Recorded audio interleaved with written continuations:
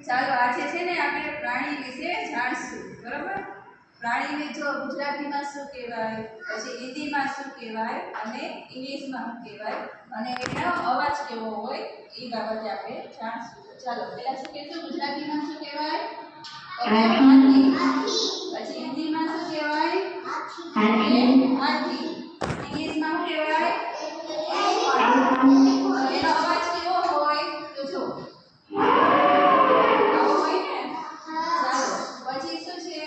ગુજરાતીમાં તો કે ગાય પછી હિન્દીમાં શું કહેવાય ગાય બેટા શું કહેવાય ગાય પછી ઇંગ્લિશમાં શું કહેવાય કાઉ શું કહેવાય કાઉ અને એનો અવાજ કેવો હોય તો જો પછી શું છે તો કે ઘોડો ગુજરાતીમાં શું કહેવાય ઘોડો પછી હિન્દીમાં શું કહેવાય ઘોડો ઇંગ્લિશમાં શું કહેવાય હોર્સ શું કહેવાય એનો અવાજ કેવો હોય ઘર